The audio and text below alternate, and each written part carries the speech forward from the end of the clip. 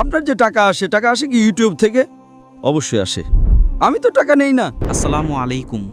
আমার নাম আব্দুল বাসিত রিন্দ। আমি একজন সোশ্যাল মিডিয়া ইনফ্লুয়েন্সার। আমার বিভিন্ন প্ল্যাটফর্মে মিলিয়ন মিলিয়ন ফলোয়ার আছে সোশ্যাল মিডিয়া প্ল্যাটফর্মে। আমার প্রশ্ন হলো যে আমি এক মুসলিম পরিবারে জন্মেছি। আমার বাবা মা মুসলমান ছিলেন। আমি এক নিষ্পাপ শিশু।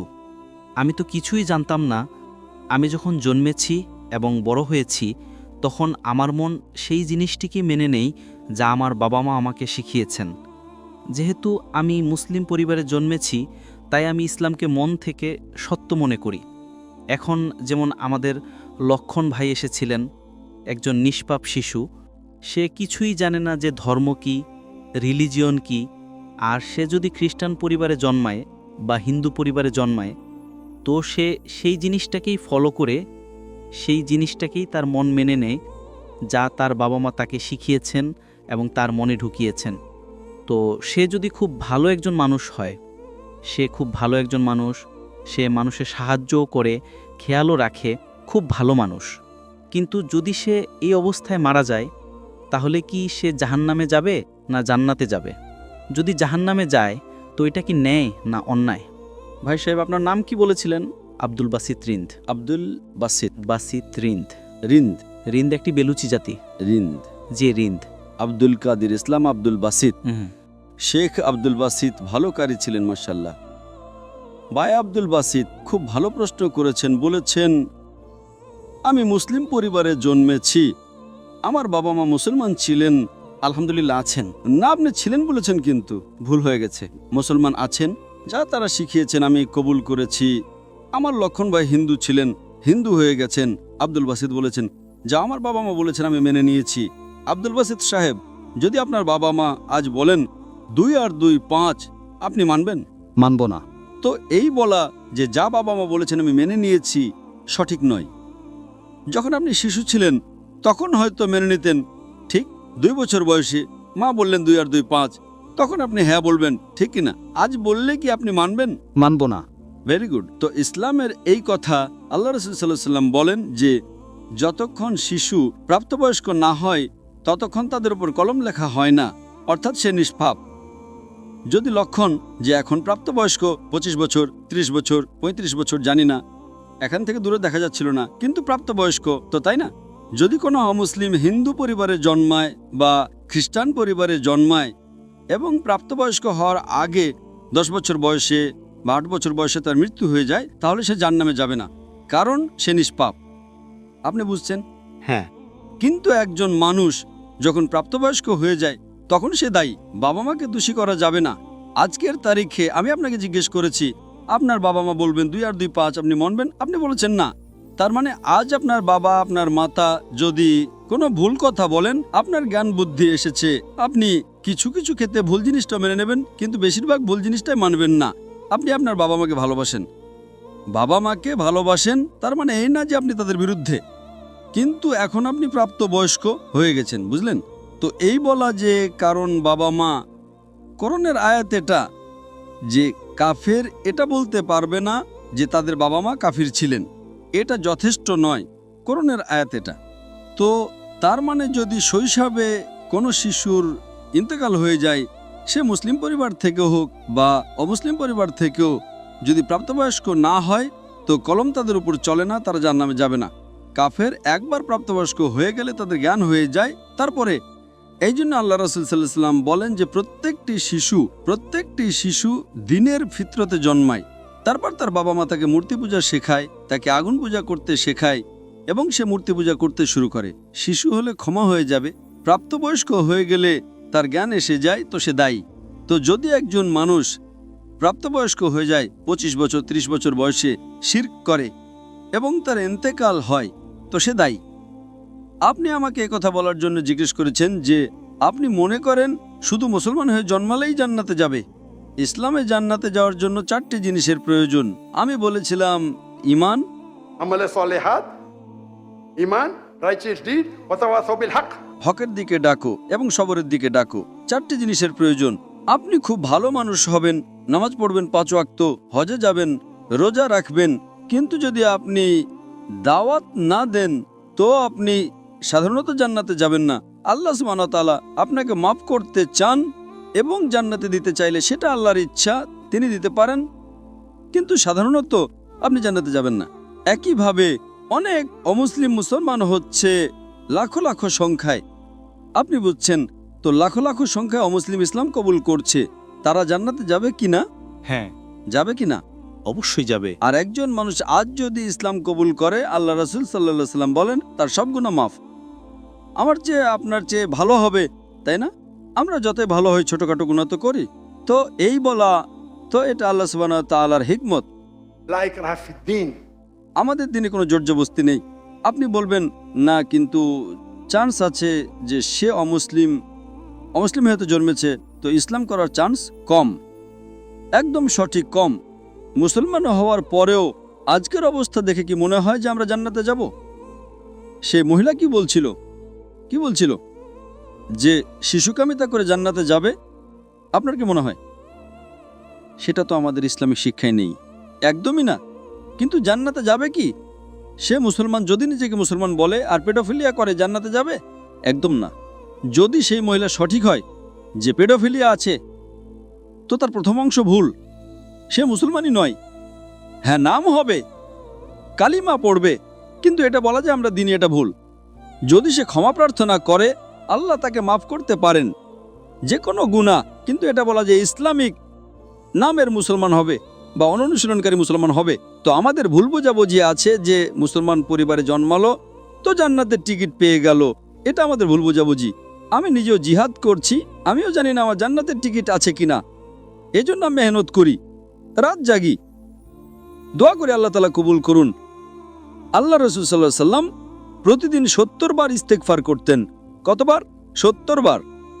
আল্লাহ রাসূল পৃথিবীর সবচেয়ে সেরা মানুষ, সবচেয়ে বেশি মুসলমান 70 বার ইস্তেগফার করতেন। বলতেন যে আমার রব যে আমাকে এত নিয়ামত দেয়, আমি যা কিছু করি মাফ করে, আমি যদি ইস্তেগফার না করি তো কে করবে? তো এটা আজকের আমাদের সমাজে ভুল বোঝাবুঝি আছে যে আমরা মুসলমান তো ব্যাস জান্নাতের টিকিট পেয়ে গেলাম। আমরা দোয়া করি আল্লাহ তাআলা আমাদের মাফ করুন। তো আল্লাহ সুবহানাহু ওয়া তাআলা যদি কোনো অমুসলিম জন্মায় এবং প্রাপ্তবয়স্ক হওয়ার আগে মারা যায়, তো সে জাহান্নামে যাবে না। প্রাপ্তবয়স্ক হওয়ার পর তার ভুল আছে, সে দায়ী। যেভাবে আপনি বলেন 2 আর 2 5 আমি মানব না, তো সে কেন মানবে যে মূর্তি পূজা ভুল? আপনি বুঝছেন?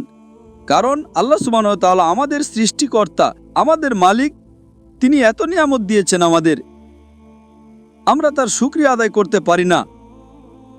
গণিতে ভুল করা কি একটু গুনাহ? যদি কোনো মুসলমান 2 আর 2 5 বলে জান্নাতে যাবে? আপনি বলবেন ভাই জ্ঞান নেই, গণিতে দুর্বল, ঠিক কিনা? আপনি তো তাকে মারতে পারবেন না, তাই না? পারবেন না। তো কে বড় গুনাহগার, 2 আর 2 5 বলা লোক নাকি যে মূর্তি পূজা করে? মূর্তি পূজা অবশ্যই। আল্লাহ আমাদের এত নিয়ামত দিয়েছেন, তাই না? আমরা আল্লাহর শুকরিয়া আদায় করি। কত লোক শুকরিয়া আদায় করে যে আল্লাহ আমাদের এত ভালো ঘর দিয়েছেন, এত ভালো পোশাক দিয়েছেন, এত ভালো গাড়ি দিয়েছেন, খাবার দিয়েছেন। আমরা কতবার শুকরিয়া আদায় করি পানি পান করার জন্য। যদি কিছুদিনের জন্য 2-3 সপ্তাহের জন্য পানি না পাই মারা যাব, কতবার শুকরিয়া আদায় করি? আমি জিজ্ঞেস করতে চাই, এই বিশাল মজমা থেকে কত লোক আল্লাহর শুকরিয়া আদায় করেছে যে তিনি আমাদের শ্বাস অক্সিজেন দিচ্ছেন? কত লোক আল্লাহর শুকরিয়া আদায় করেছে? হাত উপরে করো। শ্বাস প্রশ্বাসের জন্য, পানির জন্য নয়। যে আল্লাহ তাআলা আমাদের বাতাস দিচ্ছেন যাতে আমরা বাঁচতে পারি, আধা ঘন্টার জন্য আমরা বাতাস না পেলে মারা যাব। কত লোক আল্লাহর শুকরিয়া আদায় করেছে শ্বাস প্রশ্বাসের জন্য? 4-5%। মাশাআল্লাহ, আপনি হয়তো আমার লেকচার শুনেছেন। আপনি লেকচার শুনেছিলেন জীবনের উদ্দেশ্য কি? কত লোক আমার লেকচার শুনেছে আজকের আগে? জীবনের উদ্দেশ্য কি? হাত উপরে করো। মাশাআল্লাহ, তার চেয়ে বেশি সংখ্যা। মানে আপনি যদি লেকচার শুনে থাকেন, তো লেকচার আমি এটাই বলি, এখানে একটু সময়ের অভাব ছিল, তাই লেকচারের পর আমি বলছি আমি যে শ্বাস নেই তার তো শুকরিয়া আদায় করা উচিত। তো আমরা কত অকৃতজ্ঞ। আল্লাহ তাআলা বলেন, যখন আল্লাহ তাআলা আপনার সব মুশকিল দূর করে দেন, আপনি আল্লাহকে ভুলে যান, মুশকিল এলে আবার আল্লাহকে স্মরণ করেন। তো আপনার প্রশ্ন সম্পর্কে, যদি একজন অমুসলিম প্রাপ্তবয়স্ক হয়ে যায়, হওয়ার পর তার ক্ষমা নেই, হওয়ার আগে ক্ষমা আছে।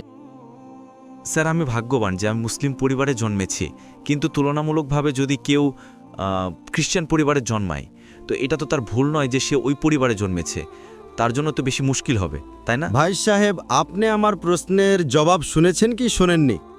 হ্যাঁ, অবশ্যই শুনেছি। আমি এর জবাব দিয়েছি কি না? স্যার, কিন্তু জন্মানোর উপর তো তার অধিকার নেই। সে মুসলিমও হতে পারে এবং অমুসলিমও হতে পারে। আপনি আমার জবাব শুনেছেন কি শোনেননি? শুনেছি, অবশ্যই। আমি আপনার প্রশ্নের জবাব দিয়েছি কি না? দিয়েছেন, অবশ্যই। তো দিয়েছি, তো আবার কেন পুনরাবৃত্তি করছেন? আমি স্পষ্ট বলে দিয়েছি, মুসলিম পরিবারে জন্মানো জান্নাতের টিকিট নয় এবং অমুসলিম পরিবারে জন্মানো জাহান্নামের টিকিট নয়। কিন্তু তার জন্য বেশি মুশকিল হবে, তাই না, যে খ্রিস্টান হবে তার জন্য। আপনার মনে হয় ভুল বুঝাবুঝি আছে যে আমি শতভাগ জান্নাতে যাব। আমি কষ্ট কেন করছি? কেন আমি দুনিয়াভর ঘুরছি? কেন আল্লাহ রসুল বলেন যে লা ইলাহা ইল্লাল্লাহ মুহাম্মাদুর রাসূলুল্লাহ, সে জান্নাতে যাবে, কিন্তু কালিমার উপর আমল তো করতে হবে। আমরা যে মুসলমানদের অবস্থা দেখছি, আমার তো মনে হয় না। একদম না, একদম না। আপনি আমার জবাব বুঝছেন? আমি বুঝছি, অবশ্যই। আমরা 25%, 2 বিলিয়ন কত আরব হয়? 2 আরব। আরব তো অনেক এখানে। তো এটা আমাদের ভুল বুঝাবুঝি। আমরা ভুল বুঝাবুঝি শিকার যে আমরা জান্নাতে যাব। আমরা বলি ইনশাল্লাহ আল্লাহ আমাদের গুনাহ ক্ষমা করবে, তো ইনশাল্লাহ জান্নাতে যাব। তো এটা আল্লাহ সুবহানাহু ওয়া তাআলা বলেন কোরআনে, কোনো কাফের আল্লাহর ন্যায় বিচারকে অস্বীকার করবে না। এটা বলবে না যে আমার সাথে অন্যায় হয়েছে যেভাবে আপনি বলছেন। সে বলবে আল্লাহ তাআলা আমাকে আরও একটি সুযোগ দিন। আল্লাহ বলবেন সময় শেষ, এই দুনিয়াতে অনেক সুযোগ দিয়েছি। ঠিক তাই না? অনেক লেকচার মিলেছে, হয়তো জাকির নায়েকের লেকচার শুনেছে। এখন লক্ষণ আমার লেকচার শোনার পর মূর্তি পূজা করবে, আপনি তাকে দোষী করবেন কি না? অবশ্যই আপনি যুক্তিক বলেছেন যে যদি সে আখেরাতে বলে আল্লাহ তাআলা আমার জানা ছিল না যে মূর্তি পূজা ভুল, আরে আমি তো স্বামী প্রভুপাদের কথা মেনেছি, ও ডক্টর জাকির নায়েকের কথা মানেনি, ফেসে যাবে কি না?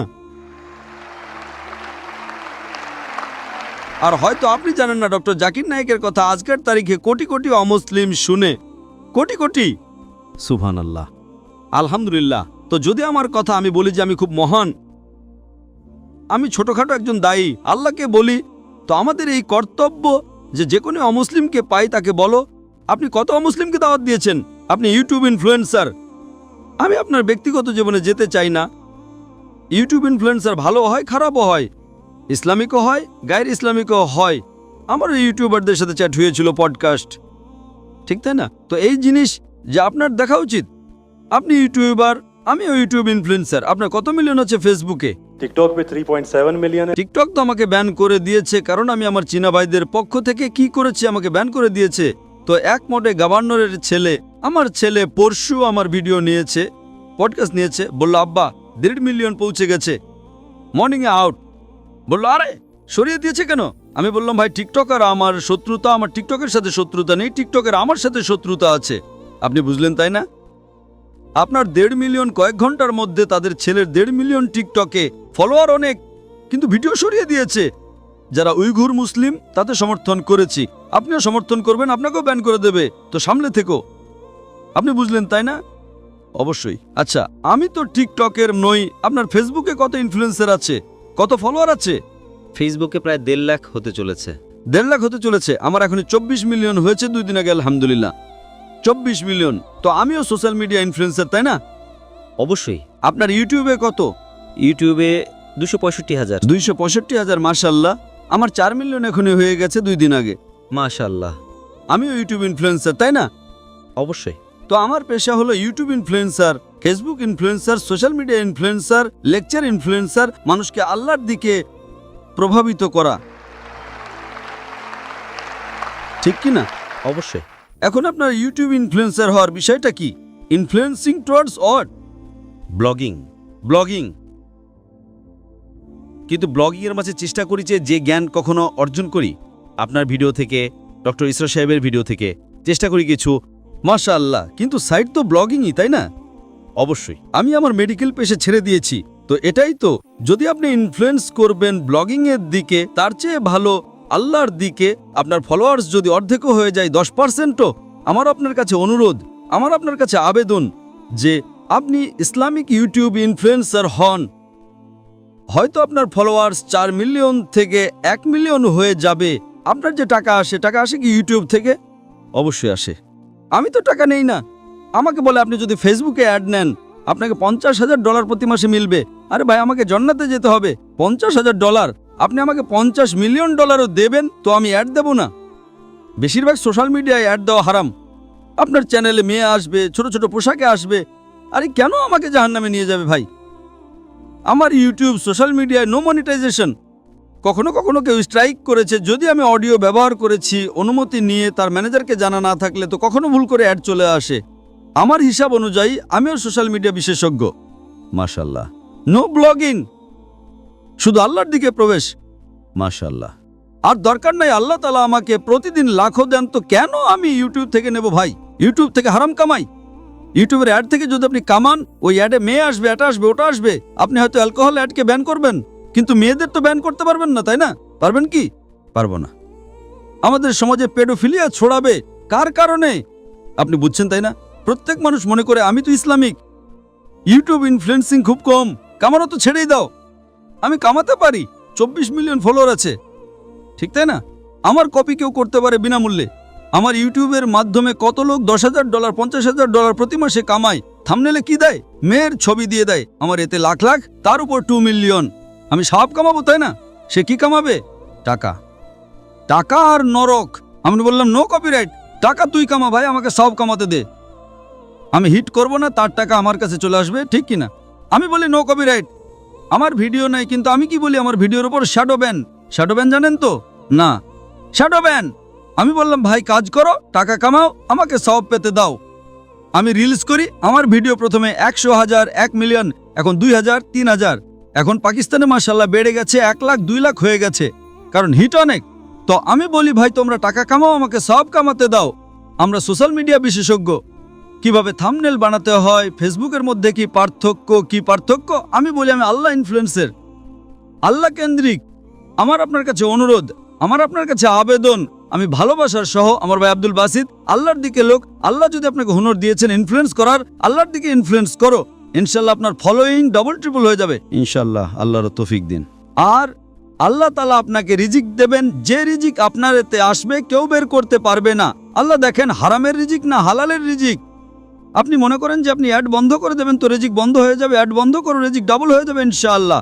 আল্লাহ তাআলার অনেক দরজা খুলবে। আপনি বললেন আপনি আমার দ্বারা ইনফ্লুয়েসড হয়েছেন, একদম সঠিক। টোটালি ইনফ্লুয়েসড হননি। যদি টোটালি ইনফ্লুয়েসড হতেন তো ইনশাআল্লাহ আপনি ডক্টর ইসরার আহমদ দ্বারা ইনফ্লুয়েসড হয়েছেন। আপনি যদি ডক্টর ইসরার আহমদকে বলেন আমি ব্লগিং করছি, খুশি হবেন? একদম না। আল্লাহ আপনাকে হিদায়েত দিন, আল্লাহ আপনাকে প্রতিদান দিন। আপনি ভালো কাজ করছেন ইনশাআল্লাহ, খালি একটু টুইস্ট নিয়ে আসুন। যে আমার পডকাস্ট করেছে বা যা করেছে আমি তাকে হিদায়েত দিয়েছি। না না ডক্টর সাহেব, আমি তো নতুন চ্যানেল ব্যবহার করেছি। ভালো কথা করো ভাই। একদিনে 1.2 মিলিয়ন। একদিনে কত? 1.2 মিলিয়ন। 1.2 মিলিয়ন ভিউয়ার আমার ছেলে ট্র্যাক করছিল। 2 দিনে 2 মিলিয়ন। এখনই পডকাস্ট মালয়েশিয়া এসেছিল আমার কাছে নেওয়ার জন্যে। হ্যাঁ লোক ভাই, চলো ভাই পাকিস্তানি, মোহব্বত করে আলহামদুলিল্লাহ এখন 5 মিলিয়নের উপরে হয়ে গেছে এক সপ্তাহে। একদিনে 1.2 মিলিয়ন। যে আমিও ভিডিও দেখেছি, ভালো তাই না? ভালো লেগেছে? 1.2 মিলিয়ন একদিনে, 24 ঘন্টারও কম সময়ে, ভালো তাই না? আমি নিজে এটা ভেবেছিলাম যে আপনার অ্যাকাউন্ট শ্যাডো ব্যান, কারণ অন্যদের এত ভিউজ বা দর্শক মিলছে, আপনাকে ততটা। আরে আমার চ্যানেল ব্যান নয়, টিকটকে আমি ব্যান, টিকটকে পুরো ব্যান। কারণ আমি আমার ভাই যারা চিনে তাদের জন্য। আমার মন টিকটক ব্যান করবে, কি যায় আসে, আল্লাহ আমাকে ব্যান না করলেই হলো, ঠিক তাই না? অবশ্যই। আমাদের দেশের মুসলিম দেশের যখন প্রধানমন্ত্রীকে জিজ্ঞেস করে উইঘুর মুসলিমদের ব্যাপারে, আমাদের জানা নেই। আরে কিভাবে জানা নেই? আপনি যদি মুসলিম দেশের প্রধানমন্ত্রী হন, আপনাকে জিজ্ঞেস করা হয় উইঘুর মুসলিমদের ব্যাপারে, আপনি বলেন জানা নেই। কি হয়ে গেছে আমাদের সমাজের? যদি আমাদের ভাই উইঘুর মুসলিম, তাদের উপর জুলুম হচ্ছে, আপনি বলেন জানা নেই। যখন আমি ডঙ্কা মেরে তাদের সমর্থন করলাম, মালয়েশিয়াতে টিকটকে কাউকে ব্যান করেন না, জানেন তো? জাকির নাইককে। তো আমি গর্বের সাথে বলি মাশাআল্লাহ, শয়তান আমাকে ব্যান করেছে, আলহামদুলিল্লাহ। সেখানকার দরজা বন্ধ, তো এখানকার দরজা খোলা। আল্লাহ তাআলা টেস্ট করেন আপনাকে, আল্লাহ তাআলা পরীক্ষা নেন আপনার। পরীক্ষা নেন ভাই, আমি আপনাকে পরীক্ষা করব। কি করতে হবে? আল্লাহ কেন্দ্রিক হন, মানুষকে আল্লাহর দিকে নিয়ে আসুন, আল্লাহ ইনফ্লুয়েন্সার হন। ইনশাআল্লাহ দুনিয়াতে ফায়দা হবে কি হবে না, আখিরাতে আপনার জান্নাত কনফার্ম। আশা করি উত্তর পেয়েছেন। ধন্যবাদ।